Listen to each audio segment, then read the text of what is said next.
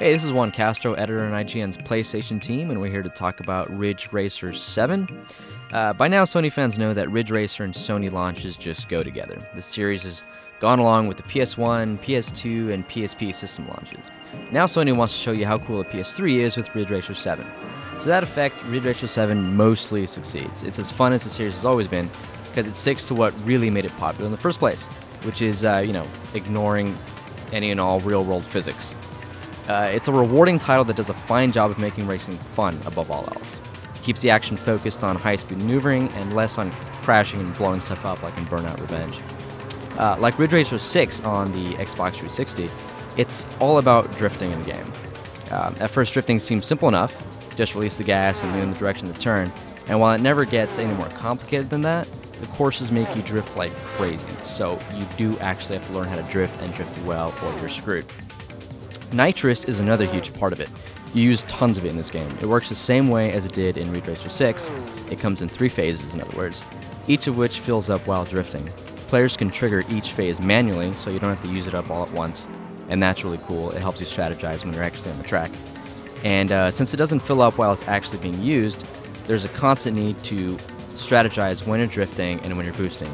Ideally, you want to drift and boost constantly, just in and out of each other. That's pretty much the only way you're going to complete the tracks found later in the game. The quickest way to jump into racing in Ridge Racer 7 is arcade mode. Players just pick a car, a track, and head off to the start. It has 2 basic options, single play and multiplayer via split screen, and that's about it. In addition to arcade, you also score Ridge Racer Grand Prix. It's the definitive centerpiece of the entire game, and it's where most of the action happens. The main screen paints a world map with the locations of different events and races. Drivers earn money and fame points by competing in individual events and Grand Prix races. Players can also hook up with manufacturers and suppliers by using their parts in races. Grand Prix also has UFRA single events. These let you do time trials and a bunch of other races that have specific requirements, not just getting to the finish line first. And what these are for is basically give you money so you can buy different parts and compete in the grander Grand Prix races. Then there's the car customization. You can hop into what the game calls the machine connector to buy and modify cars. You can mess with the engine, tires and suspension, nitrous and plug-in units. You also get visual upgrades too, like spoilers, wheels, decals, and paint options, so pretty much everything you'd want to tinker with the car is all in there. Each category has numerous items, enough to keep players busy for a super long time. Developers claim there's something like 300,000 possible combinations, so there's definitely enough. Plus, the best part about it is that swapping parts actually makes a difference when racing, which is obviously the most important thing. The online component in Ridge Racer 7 is pretty huge. From the moment you load it up, you're online, and you can see your global stats on the right side of the screen and through a ticker on the bottom.